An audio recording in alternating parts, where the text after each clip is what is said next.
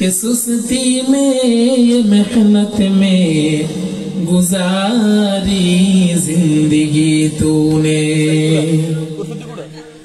मोहम्मद ने आकर कुफर को मिटाया,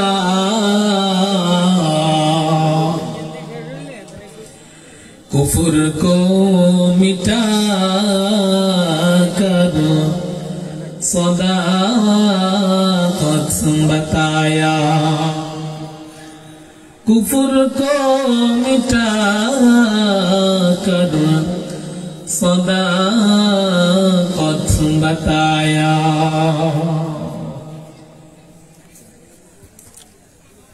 अल्हम्दुलिल्लाह। मुअज़्ज़ज़ मुहतरम অধ্যকার আয়োজিত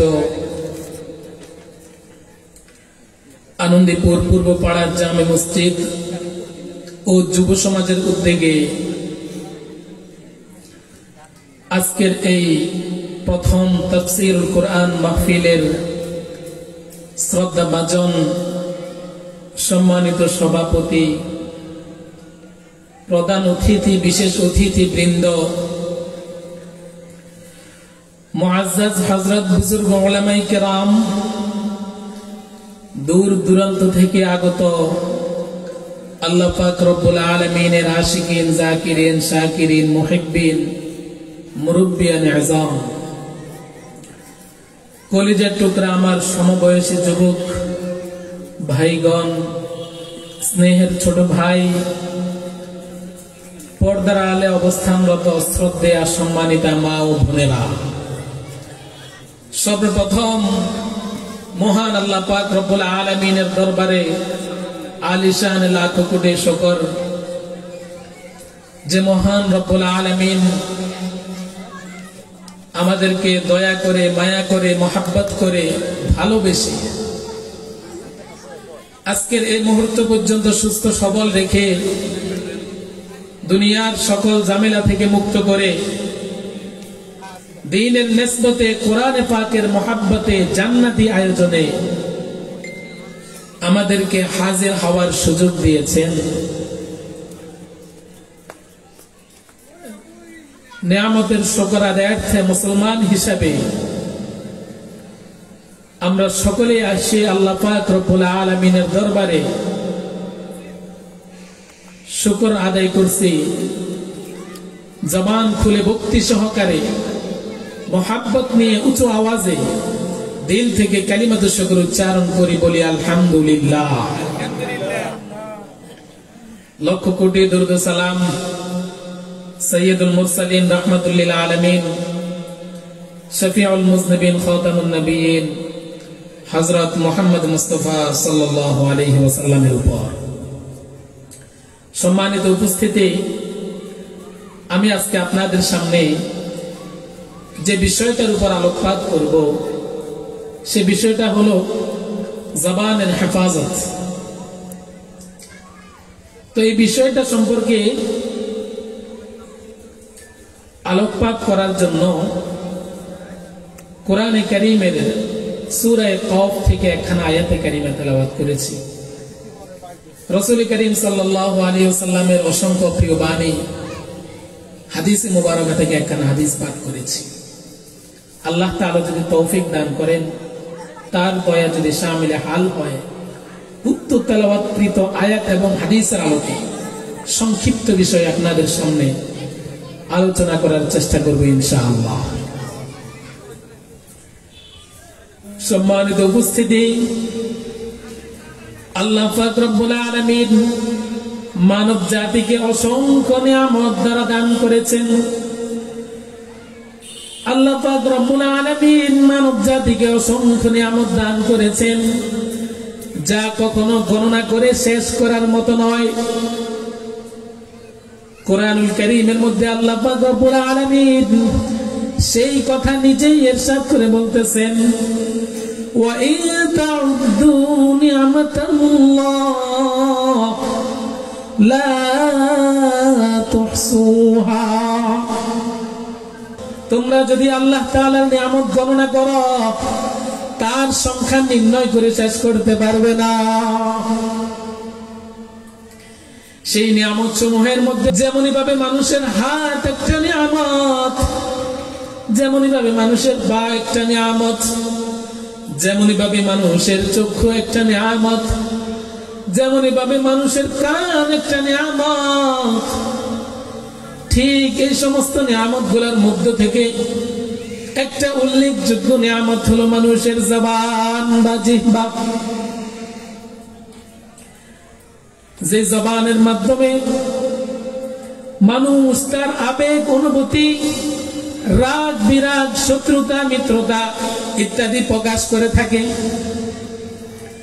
এই জবান বা জিহ্বা মানুষের জান্নাত বা জাহান্নাম। অর্থাৎ কিভাবে এই জবান বা জিহ্বা মানুষের জান্নাত বা জাহান্নাম, অর্থাৎ মানুষ যদি এই জবানকে সঠিকভাবে ব্যবহার করতে পারে তাহলে সে জান্নাতে যাবে। পক্ষান্তরে মানুষ যদি জবানের হেফাজত ঠিক মতো না করে, জবানকে যদি ঠিক মতো কাজে না লাগায়, তাহলে এই জবান তাকে জাহান্নাম পর্যন্ত নিয়ে যাবে।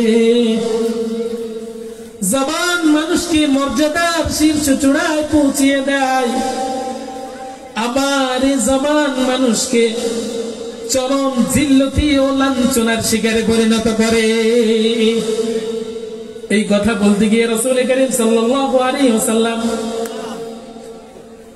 একটি হাদিস বলেছেন, বুখারী শরীফের 6474 নম্বর হাদিস।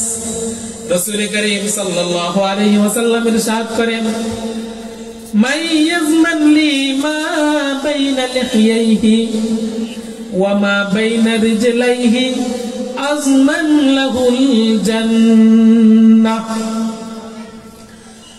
অর্থাৎ যদি কোনো ব্যক্তি আমার জন্য দু চোয়ালের মধ্যবর্তী স্থান এবং দু পায়ের মধ্যবর্তী স্থানের জিম্মাদারি নেবে, আজমান লাহুল জান্নাহ, রাসূল বলতেছে আমি তার জন্য জান্নাতের জিম্মাদারি গ্রহণ করব।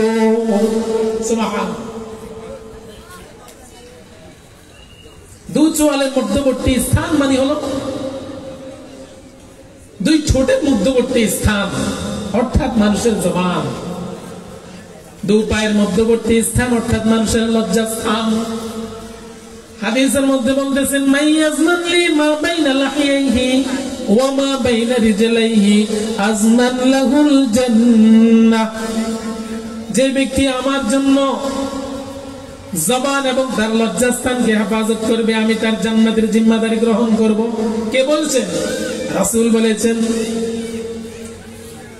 জবানের সঠিক ব্যবহার হলো মানুষের সাথে সত্য কথা বলা, জবানের সঠিক ব্যবহার হলো মানুষের সাথে ভালো কথা বলা, জবানের সঠিক ব্যবহার হলো এমন ভাবে কথা বলা যে আমার কথার দ্বারা যাতে অন্য কোনো ভাই কষ্ট না পায়।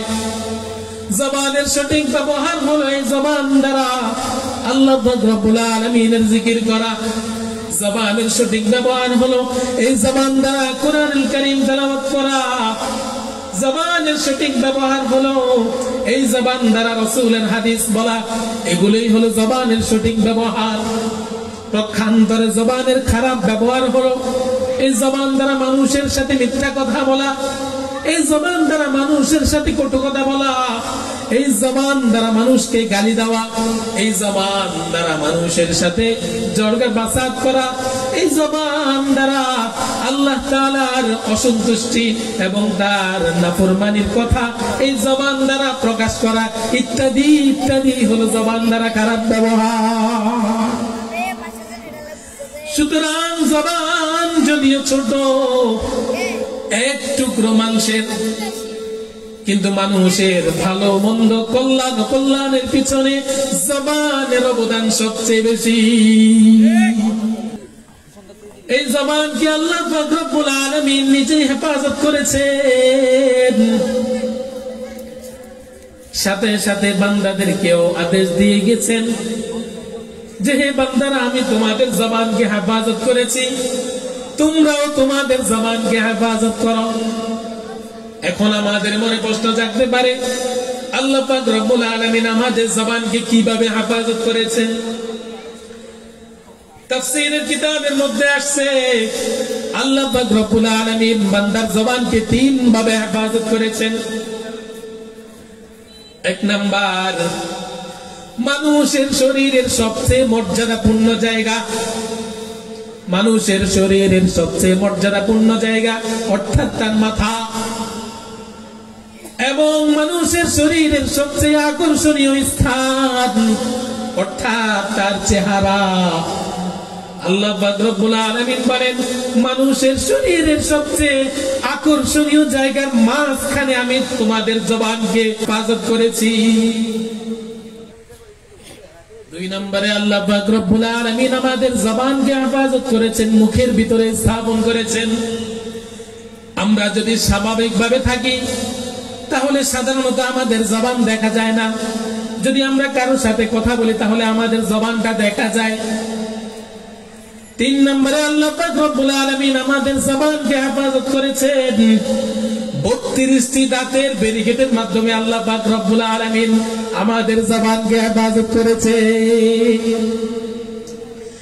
তিন মানে আল্লাহ পাক রব্বুল আলামিন আমাদের জবানকে হেফাজত করার পরে বান্দাদেরকে ওই জবান হেফাজত করার জন্য নির্দেশ দিয়ে গেছে।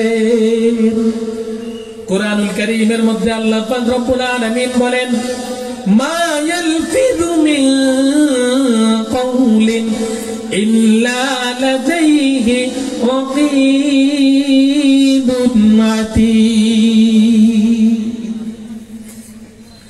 মা ইয়ালফিযু মিন কওলিন, মানুষ যে কথাই জবান দ্বারা বাহির করে, মানুষ যে কথাই মুখ দ্বারা উচ্চারণ করে, ইল্লা লাদাইহি রাকীবুন আতীদ, মানুষের সেই কথাই গ্রহণ করার জন্য, মানুষের সেই কথাই লিপিবদ্ধ করার জন্য তার নিকট সদা সর্বদা প্রহরী নিযুক্ত রয়েছে। প্রহরীর নাম আমরা জানি তো, কিরামান কাতিবিন। মা ইয়ালফিযু মিন কওলিন ইল্লা লাদাইহি রাকীবুন আতীদ, মানুষ যে কথাই জবান দ্বারা বাহির করে, মানুষ যে কথাই জবান দ্বারা উচ্চারণ করে, সেই কথাই গ্রহণ করার জন্য, সেই কথাই লেখার জন্য আল্লাহ তাআলার পক্ষ থেকে প্রতিটা বান্দার জন্য সদা সর্বদা প্রহরী নিযুক্ত রয়েছে। অতএব একজন মানুষ যখন কথা বলবে তখন অবশ্যই তাকে চিন্তা ফিকির করে কথা বলতে হবে যে আমি যেই কথাটা এখন বলবো সেই কথাটা রেকর্ড হয়ে যাবে। আমি যেই কথা এখন বলবো কাল কিয়ামতের ময়দানে সেই কথার হিসাব দিতে হবে। আমি যেই কথা এখন বলবো সেই কথার ব্যাপারে আমাদেরকে জিজ্ঞাসাবাদ করা হবে। সুতরাং কথা বলার সময় অবশ্যই অবশ্যই চিন্তা ফিকির করে আমাদেরকে কথা বলতে হবে। এই কথা চিন্তা করতে হবে, আমি যে কথাটা বলতেছি আমার কথার দ্বারা আমার দুনিয়াবি ফায়দা কতটুকু, আমার কথার দ্বারা আমার জাগতিক ফায়দা কতটুকু, আমার কথার দ্বারা আমার আখিরাতের ফায়দা কতটুকু, আমার এই কথার দ্বারা আমার অন্য কোনো ভাইয়ের মনে কষ্ট যাবে কিনা, আমার এই কথার দ্বারা কারো মান সম্মানে আঘাত লাগবে কিনা, আমার এই কথার দ্বারা কারো মন ছোট হবে কিনা, এই সকল বিষয় চিন্তা ফিকির করে আমাদেরকে কথা বলতে হবে। মুসলিম শরীফের একটি হাদিস আপনাদের খেদমতে পেশ করতেছি, 505 নম্বর হাদিস। সময় একেবারে সংক্ষিপ্ত, এই কারণে শুধু অর্থটাই বলে দিতেছি। হযরত আবু হুরায়রা রাদিয়াল্লাহু তাআলা আনহু সূত্রে বর্ণিত, তিনি বলেন রাসূল সাল্লাল্লাহু আলাইহি ওয়াসাল্লাম একদিন সকল সাহাবীদেরকে একসাথ করিয়া, সকলের ব্যাপারে একসাথ করিয়া জিজ্ঞাসা করলেন, হে আমার সাহাবীরা, তোমরা কি জানো দুনিয়ার মধ্যে সবচেয়ে দরিদ্র গরীব কোন ব্যক্তি? তখন সমস্ত সাহাবায়ে কেরাম আরজ করলেন, ইয়া রাসূলুল্লাহ, আমরা তো গরীব এবং দরিদ্র ওই লোকদেরকেই বলি থাকি যে সমস্ত লোকদের কাছে মাল সম্পদ ধন দৌলত নাই। সাধারণত দুনিয়ার বুকে আমরা তাদেরকেই তো কি বলে থাকি, গরীব এবং দরিদ্র বলে থাকি। তখন রাসূল করিম সাল্লাল্লাহু আলাইহি ওয়াসাল্লাম বললেন, না না, তোমাদের মধ্যে গরীব দরিদ্র লোক হচ্ছে ওই লোক যে কাল কিয়ামতের ময়দানে পাহাড় সম পরিমাণ আমল নিয়ে কাল কিয়ামতের ময়দানে সকলের সামনে উপস্থিত হবে।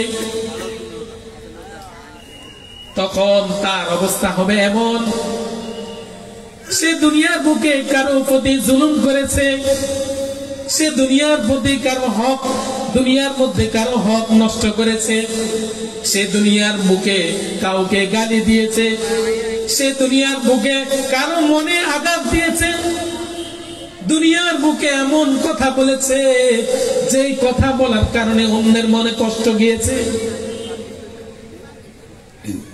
তখন আল্লাহ পাক রব্বুল আলামিন ফেরেশতাদেরকে হুকুম করবে বান্দার হক আদায় করার জন্য।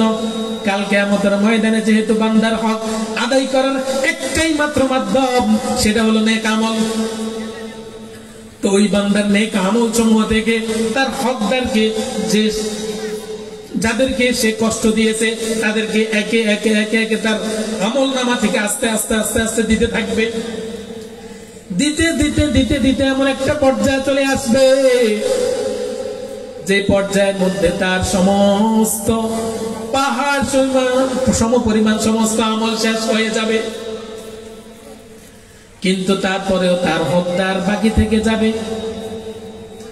তখন আল্লাহ পাক রব্বুল আলামিনের হুকুমে ফেরেশতারা ওই বান্দার ঘাড়ের মধ্যে ওই সমস্ত লোকের বদ আমল গুলা তার ঘাড়ে চাপিয়ে দিবে। তার পরবর্তীতে বদ আমলের আধিক্যের কারণে ফেরেশতারা তাকে জাহান্নামে নিক্ষেপ করবে, নাউজুবিল্লাহ। তাহলে একবার চিন্তা করে দেখুন, আমাদের কোন মজলিসটা এমন যায় যে মজলিসের মধ্যে আমরা কারো দোষ চর্চা করি না? আমাদের কোন মজলিস এমন যায় যে মজলিসের মধ্যে আমরা কারো গীবত করি না? আমাদের কোন মজলিস এমন যায় যে মজলিসের মধ্যে আমরা কারো শিকায়াত করি না? আমরা মনে করতেছি আমরা পুরা দিন আল্লাহ তাআলার দরবারে আমল করতেছি, নামাজ পড়তেছি, রোজা রাখতেছি, দান সদকা করতেছি, যত রকমের আমল আল্লাহ পাক রব্বুল আলামিনের পক্ষ থেকে আছে বান্দার প্রতি, সমস্ত আমল আমরা একে একে করতেছি। আর আমরা ভাবতেছি, আরে আমি তো পাহাড় সমান আমলের মালিক হয়ে গেলাম। অথচ আমরা একবারও চিন্তা করি না আমাদের আমল কিভাবে বরবাদ হয়ে যাচ্ছে, আমাদের আমল কিভাবে নষ্ট হয়ে যাচ্ছে। আমরা রাতভর নফল নামাজ পড়ি, আমরা দিনের বেলায় রোজা রাখি, সারাদিন নামাজের পরে জিকির করি, সুযোগ পাইলে আল্লাহ তাআলার হুকুম মানার চেষ্টা করি, কিন্তু শুধুমাত্র আমাদের জবান ঠিক না করার কারণে আমাদের সকল আমল বরবাদ হয়ে যাচ্ছে। ছোট্ট একটি মিসাল দিলে আপনারা বুঝতে পারবেন। আশরাফ আলী থানভী রহমতুল্লাহ আলাইহি তিনার কিতাবের মধ্যে লেখেন, একজন ব্যক্তির একটি ঘোড়া ছিল, ঘোড়াটা সব দিক থেকে ঠিক আছে, শুধু একটাই সমস্যা, সেই ঘোড়াটা যখনই মলমূত্র ত্যাগ করত তখনই পিছন দিকে তাকাইয়া তার গন্ধ শুকত, তারপরে সামনে আগাইত। এই কারণে ওই মালিক সেই ঘোড়াটা নিয়ে সফর করতে পারে না। একদিন একজন বন্ধু আসলো তার কাছে যে চলো আমরা দূর পাহাড়ে সফর করে আসি। তখন ওই ভাইটি বলল, আমার তো ঘোড়াটার একটা সমস্যা আছে, এই ঘোড়াটা যখন মলমূত্র ত্যাগ করে তখনই পিছন দিকে ফিরে তাকায়, গন্ধ শুকে তারপরে সামনে যায়। এটা নিয়ে তো আমি সফর করতে পারি না, তুমি যদি আমাকে একটু হেল্প করো তাহলে এই ঘোড়াটা নিয়ে আমি সফর করব। বলে, কি হেল্প? যে তুমি আমার পিছন পিছন থাকবে, যখনই আমার ঘোড়াটা পিছন দিকে তাকাইবে তখনই তুমি তাকে চাবুক মারবে, তখন সে সামনের দিকে আগাইতে থাকবে। এইভাবে সফর শুরু হলো। এক পর্যায়ে দুইজন দুই দিকে চলে গেল। যখন ঘোড়াটা একা হয়ে গেল তখন যখন মলমূত্র ত্যাগ করলো তখন পিছন দিকে তাকাই দেখতেছে চাবুক মারার মতো লোকটি আর নাই। তখন সে এক দৌড়ে সকাল থেকে যে জায়গা থেকে সফর শুরু করেছে সে জায়গায় গিয়ে পৌঁছলো। ফুসিয়া যে জায়গার মধ্যে মলমূত্র ত্যাগ করেছে সেই জায়গা থেকে আস্তে আস্তে গন্ধ শুকে শুকে আবার সামনের দিকে আগাইতে লাগলো। তখন বেচারা হতবাক হয়ে গেল, আহারে পুরা দিন যে পরিশ্রম করেছি, কষ্ট করেছি, মেহনত করে এত দূর আগাই গেলাম, শুধুমাত্র একটি ভুলের কারণে আজকে আমি পুরা দিন পিছনে পড়ে গেলাম।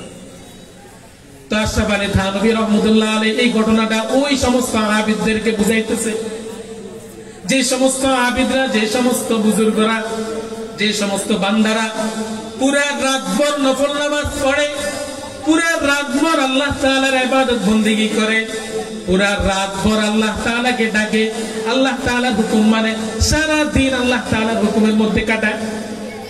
কিন্তু যখন দিনের বেলা দুইজন ব্যক্তি একসাথে হয় তখনই তাদের জবানে গীবত শুরু হয়ে যায়, অন্যের দোষ চর্চা শুরু হয়ে যায়, অন্যের শিকায়াত শুরু হয়ে যায়। হাদিসের মধ্যে রাসূল সাল্লাল্লাহু আলাইহি ওয়াসাল্লাম বলেন, এই যে সে পুরো রাত্র নফলে ইবাদত করে আল্লাহ তাআলার নিকটবর্তী পৌঁছলো, শুধুমাত্র অল্প সময় অন্যের গীবত করার কারণে, অন্যের শিকায়াত করার কারণে, নিজের জবানকে হেফাজত না করার কারণে তার সকল আমল বরবাদ হয়ে গেল। আমরা সকলে একটা কথা জানি, এই হাদিসটা সকলের জানা আছে, যে আমি যদি অন্যের পিছনে অন্য কারো গীবত করি, অন্য কারো শিকায়াত করি, তাহলে আল্লাহ পাক রব্বুল আলামিন তার আমলনামা থেকে আমল কাটিয়ে আমার আমলনামায় বসাইয়া দেয়। আমরা সকলে এটা কথা জানি। তো সেই কথার ভিত্তিতে হাদিসের মধ্যে আছে, গীবত করা জিনা থেকে অনেক অনেক অনেক গুণে মারাত্মক গুনাহ। কিন্তু আমরা আজকের জমানায় জিনাকে অনেক বড় গুনাহ বলে মনে করে থাকি, কিন্তু গীবতকে সামান্য গুনাহ মনে করি না। অথচ হাদিসের মধ্যে আছে, গীবত করা মৃত ভাইয়ের গোশত খাওয়ার সমতুল্য। নাউজুবিল্লাহ।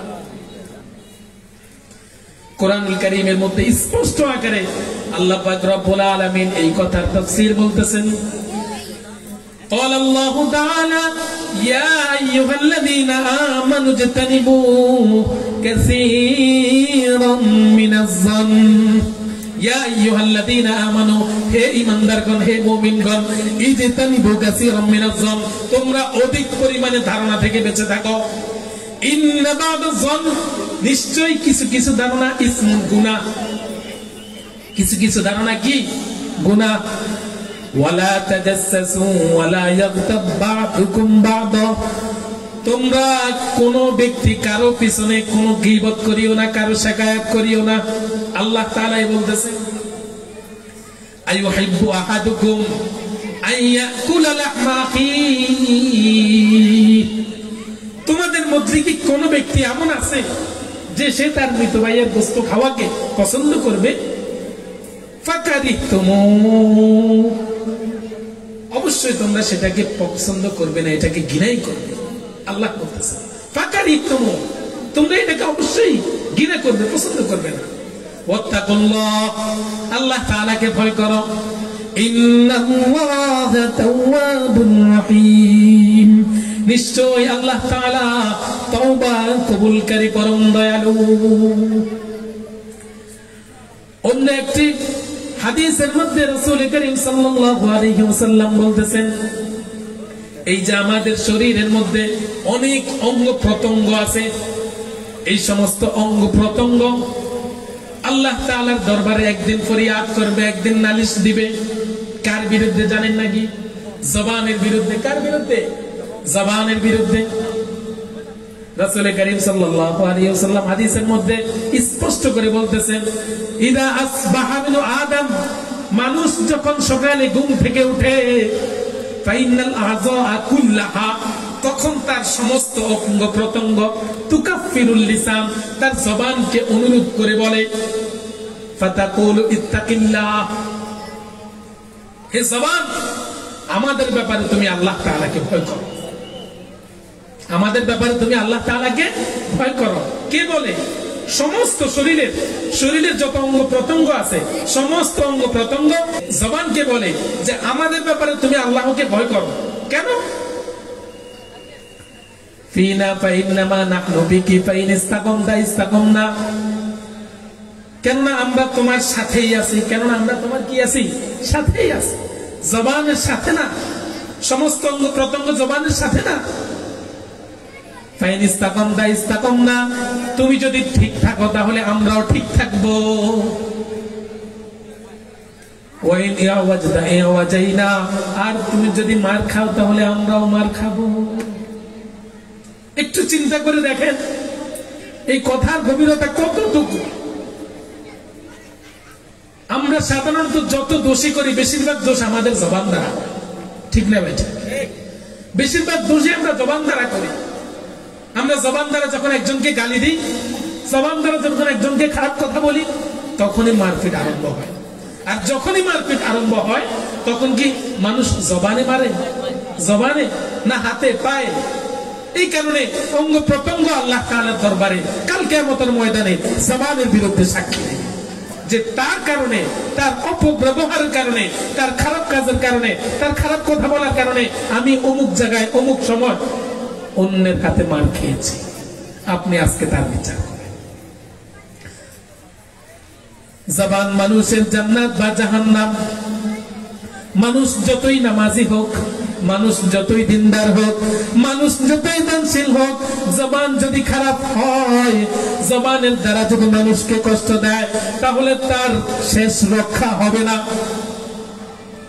একটা হাদিস আপনাদের খেদমতে বলতেছি, হযরত আবু হুরায়রা রাদিয়াল্লাহু তাআলা আনহু সূত্রে বর্ণিত, তিনি বলেন ক্বালা রাজুলুন, একজন ব্যক্তি আসলো, ইয়া রাসূলুল্লাহ, বলতেছে হে রাসূলুল্লাহ, ইন্না ফুলানাতুন তুযকারু মিন কাসরাতি সালাতিহা ওয়া সিয়ামিহা ওয়া সাদাকাতিহা, এমন একজন মহিলা আমাদের এলাকায় আছে যার ব্যাপারে আমরা শুনতেছি সে অনেক অনেক অনেক বেশি নামাজ পড়ে, অনেক বেশি রোজা রাখে, অনেক বেশি আল্লাহ তাআলার দরবারে দান সাদকা করে। কিন্তু তার ব্যাপারে আরো একটি কথা আমরা শুনতেছি, কিন্তু সে সব সময় তার জবান দ্বারা প্রতিবেশীকে কষ্ট দেয়। উত্তরে তখন রাসূল সাল্লাল্লাহু আলাইহি ওয়াসাল্লাম বলতেছেন, ক্বালা হিয়া ফিন্নার, তোমরা সকলেই শুনে নাও, ওই ব্যক্তি জাহান্নামী। হাদিসের দ্বিতীয় অংশের মধ্যে রাসূল সাল্লাল্লাহু আলাইহি ওয়াসাল্লাম বলতেছেন, ক্বালা ইয়া রাসূলুল্লাহ, তখন সমস্ত সাহাবায়ে কেরাম বলল, ইয়া রাসূলুল্লাহ, ইন্না ফুলানাতুন তুযকারু কিল্লাতা সিয়ামিহা ওয়া সাদাকাতিহা ওয়া সালাওয়াতিহা, এমন একজন মহিলা আমাদের কাছে আছে যে একেবারে কম ইবাদত করে, নামাজ একেবারে কম পড়ে, ফরজ নামাজ না, নামাজ বলতে নফল নামাজ, নামাজ একেবারে কম পড়ে, একেবারে দান সাদকা কম দেয়, পনির থেকে সামান্য কিছু, খেজুরের 4 ভাগের 1 ভাগ আল্লাহর রাস্তায় দান করে, একেবারে সামান্য কিছু দান করে, একেবারে সামান্য জিকির করে। তার কথা বলতেছেন, ওয়ালা তুজি বিলিসানিহা জিরানাহা, কিন্তু সে তার জবান দ্বারা কোন মানুষকে কষ্ট দেয় না। ক্বালা হিয়া ফিল জান্নাহ, তখন উত্তরে রাসূল সাল্লাল্লাহু আলাইহি ওয়াসাল্লাম বলেন, ওই মহিলাটি জান্নাতি। এই হাদিস দ্বারা বোঝা যায় মানুষের যদি জান্নাতে যাইতে হয় তাহলে জবান অনেক গুরুত্বপূর্ণ। মুসলমানকে গালি দেওয়া অনেক বড় গুরুতর অপরাধ, কিন্তু আজকে আমরা নিজেদেরকে মুসলমান দাবি করি, আমরা নিজেদেরকে আল্লাহওয়ালা বুজুর্গ দাবি করি, কিন্তু যখন মসজিদ থেকে বাইরে হইয়া চা দোয়ানে গিয়ে বসি, তখন আমাদের মুখের ভাষার কারণে মানুষ চা দোয়ানে বুঝতে পারে না। একজন একজনকে হাসি তামাশার মধ্যে গালি দিয়ে ফেলে, এটা জবানের আরেকটি খারাপ ব্যবহার। জবানের খারাপ ব্যবহার হলো গালিগালাজ করা, জবান দ্বারা মানুষকে কষ্ট দেওয়া। অনেক মানুষ এমন আছে যাদের মধ্যে কি আপন কি পর, কি বড় কি ছোট, মা নাই বাবা নাই, আলেম ওলামা বুজুর্গ, তাদের বলি কোনো কথা নাই, গালি একটা দিতে পারলেই মনে করে সে অনেক বড় বাহাদুর, আমি তো বড় নেতা হয়ে গেছি। তো বড় নেতা হয়ে কি করছেন, একজন ব্যক্তিকে সাধারণভাবে গালি দিয়ে ফেললেন। গালি দিতে দিতে দিতে দিতে কথার মধ্যে অটোমেটিক তার গালি বের হয়ে যায়। অথচ হাদিসের মধ্যে রাসূল করিম সাল্লাল্লাহু আলাইহি ওয়াসাল্লাম বলতেছেন, সিবাবুল মুসলিমি ফুসুকুন ওয়া কিতালুহু কুফরুন। আমরা যদি নিজেদেরকে মুসলমান দাবি করি, আমার ভাই, পাশের ভাই যদি আমার মতো মুসলমান হয়ে থাকে, তাহলে রাসূলের হাদিসটি শুনে নেন, সিবাবুল মুসলিমি ফুসুকুন ওয়া কিতালুহু কুফরুন।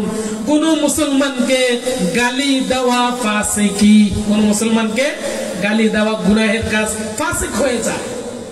ওয়া কিতালুহু কুফরুন, এবং কোন মুসলমানকে হত্যা করা কুফরি অর্থাৎ কাফের হয়ে যায়। রাসূল করিম সাল্লাল্লাহু আলাইহি ওয়াসাল্লাম তার সাহাবীদেরকে শিখিয়ে গেছে যে তোমরা মুসলমানকে গালি দেওয়া তো দূরের কথা, কোন কাফের, বেদিন, বেঈমান, কোন মুশরিক,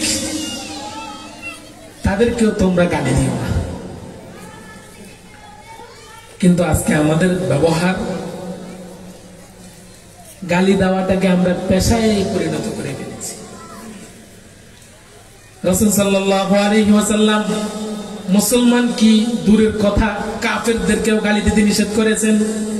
কোরআনুল কারীমের মধ্যে বলতেছেন, ওয়ালা তাসুবুল্লাযীনা ইয়াদউনা মিন দুনিল্লাহ, ওই সমস্ত লোক যারা আল্লাহ তাআলা ব্যতীত অন্য কারো ইবাদত করে, ফায়াসুবুল্লাহ আদওয়া, তোমরা তাদেরকে কখনো গালি দিও না, বিগাইরি ইলম, যদিও তারা না জেনে থাকে তোমাদেরকে গালি দেয়। তারা তো জানে না ইসলামের মধ্যে গালি দিয়ে কত বড় অপরাধ, তারা না জেনে গালি দিতেছে, তুমি তো জানো, তুমি গালি দিও না। এটা হলো রাসূলের আদর্শ। এটা কি রাসূলের আদর্শ? রাসূল করিম সাল্লাল্লাহু আলাইহি ওয়াসাল্লাম বান্দাদেরকে আরো বলতেছেন, মানুষ তো দূরের কথা, তোমরা জীবজন্তু, অন্যান্য কীট পতঙ্গদেরকেও তোমরা গালি দিও না। হাদিসের মধ্যে আছে, লা তাসুবুদ্দিকা ফাইন্নাহু ইউকিযু লিস-সালাহ।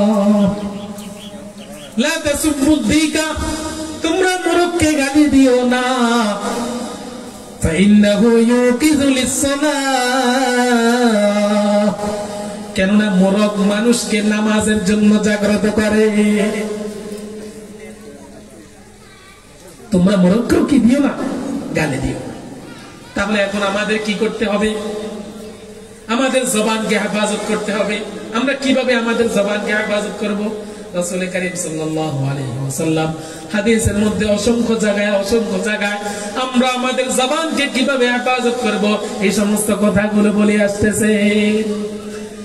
সাধারণ আমরা যদি আমাদের জবানকে হেফাজত করতে চাই, রাসূলের 1 নম্বর নির্দেশ হলো আমরা আমাদের জবানের মধ্যে সদা সর্বদা জিকিরকে লাজিম করে নিই।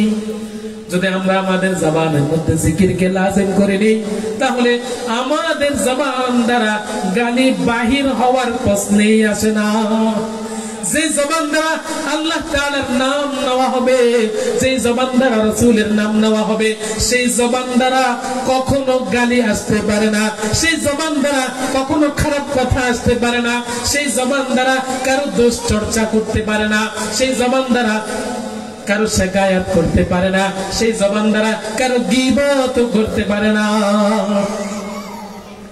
সুতরাং ভাই আমার, আমরা আমাদের জবানকে হেফাজত করার চেষ্টা করি। আল্লাহ পাক রব্বুল আলামিন কোরআনুল কারীমের একটি আয়াতের মধ্যে বলতেছেন আমরা কিভাবে আমাদের জবানকে হেফাজত করব। সময় একেবারে সংক্ষিপ্ত। ইয়া আইয়ুহাল্লাযীনা আমানু, হে ঈমানদার লোক সকল, উযকুরুল্লাহা যিকরান কাসীরা, তোমরা সদা সর্বদা আল্লাহ তাআলার জিকিরকে জবানের মধ্যে রাখো। হে ঈমানদার লোক সকল, তোমরা সদা সর্বদা আল্লাহ তাআলার জিকিরকে মুখের মধ্যে রাখো। ওয়াসাব্বিহুহু বুকরাতাও ওয়া আসীলা, এবং সদা সর্বদা আল্লাহ তাআলার জিকির করো, সকাল বিকেল আল্লাহ তাআলার জিকির করো। জিকিরের কারণে মানুষকে আল্লাহ তাআলা অনেক বড় মর্যাদায় পৌঁছিয়ে দেয়। জিকিরের কারণে মানুষ অনেক উঁচুতে পৌঁছে যায়। একটি হাদিস আপনাদের খেদমতে পেশ করে আজকের আলোচনা শেষ করতেছি। আল্লাহ পাক রব্বুল আলামিন যখন কাল কিয়ামতের ময়দানে কিয়ামতের হাসর নাসর হিসাব নিকাশ সমস্ত কিছু যখন শেষ করবে, যখন যাদের আমলনামা ভালো হবে তারা যখন জান্নাতে যাবে, তখন তাদের মধ্যে কোনো কারো বান্দার কি কোনো আশা আকাঙ্ক্ষা থাকতে পারে নাকি? যে সমস্ত বান্দাদেরকে কাল কিয়ামতের ময়দানে আল্লাহ পাক রব্বুল আলামিন জান্নাত দিবে, তাদের কোনো আশা আকাঙ্ক্ষা আর কি থাকতে পারে নাকি? তাদের কোনো আশা আকাঙ্ক্ষা থাকতে পারে না, তাদের কোনো আর চাওয়ার কিছু থাকতে পারে না, আফসোসের কোনো বিষয় তাদের থাকতেই পারে না। কিন্তু হাদিসের মধ্যে আসছে একটা বিষয় নিয়ে, জান্নাতে যাওয়ার পরেও বান্দারা আফসোস করবে। সেই কথাটা বলবো আপনাদেরকে। সেটাই হলো আল্লাহ তাআলার জিকির, সেটাই হলো আল্লাহ তাআলার জিকির। উযকুরুল্লাহ কাসীরা, তোমরা বেশি বেশি আল্লাহ তাআলার জিকির করো। কাল কিয়ামতের ময়দানে জান্নাতে যাওয়ার পরে আমরা যখন দেখব আরে এক একটা জিকিরের কত গুরুত্ব, এক একটা জিকিরের বিনিময়ে আল্লাহ তাআলা আমাদেরকে কত সম্মানিত করবে, তখন আমরা জান্নাতে যাওয়ার পরেও 10 দুনিয়া পরিমাণ জান্নাত পাওয়ার পরেও আমরা সেখানে যাইয়াও আফসোস করব, আমরা যদি দুনিয়াতে থাকা অবস্থায় আরো 2 বার আরো 1 বার বেশি করে আল্লাহ তাআলার জিকির করতাম। এমন এমন কিছু জিকির আছে যে জিকিরকে যদি এক পাল্লায় রাখা হয় আর পুরো দুনিয়াকে যদি আর পাল্লায় রাখা হয়, ওই জিকিরের পাল্লাটাই ভারী হবে। সুবহানাল্লাহ বলবেন না? আমরা যেহেতু ঈমান এনেছি, আল্লাহ তাআলার হুকুম মানতেছি, পরকালকে বিশ্বাস করতেছি, আমরা সকলেই বিশ্বাস করি আমরা একদিন মৃত্যুবরণ করব, আমরা সকলেই বিশ্বাস করি কাল কিয়ামতের ময়দান একদিন আরম্ভ হবে, আমরা সকলেই বিশ্বাস করি আল্লাহ তাআলার দরবারে আমরা একদিন উপস্থিত হব। যেহেতু আমাদের বিশ্বাস এটা দৃঢ়, আমাদের বিশ্বাস যেহেতু এটা সত্য, সুতরাং আমাদেরকে অবশ্যই আল্লাহ তাআলার হুকুম মতে জীবন অতিবাহিত করতে হবে, ঠিক না বেটে? আল্লাহ পাক রব্বুল আলামিন আমাদের প্রত্যেককে আল্লাহ তাআলার হুকুম নবীজির তরিকা অনুযায়ী আমাদের জবানকে হেফাজত করিয়া এমন ভাবে আল্লাহ পাক রব্বুল আলামিন আমাদেরকে চলার তৌফিক দান করুক, যেভাবে চললে আমরাও খুশি হব, আমার আল্লাহও খুশি হবে, আমাদের রাসূলও খুশি হবে। আল্লাহ তাআলা আমাদেরকে সেই জিন্দেগি অতিবাহিত করার তৌফিক দান করুক। সকলে বলে আমিন। ওয়া আখিরু দাওয়ানা আলহামদুলিল্লাহি রাব্বিল আলামিন। জি মাশাআল্লাহ, ধন্যবাদ প্রিয় হুজুরকে। দীর্ঘক্ষণ যাবত আমাদেরকে পবিত্র কোরআন থেকে নাসিহা করেছেন। আমরা হুজুর জন্য দোয়া করছি, আল্লাহ পাক হুজুরের এই সময়গুলোকে ইসলামের জন্য কবুল করো। আমরা যতটুকু শুনেছি আল্লাহ পাক আমি সহ আমাদের সবাইকে আমল করার তৌফিক দান করো। যে সম্মানিত উপস্থিতি, আমাদের আজকের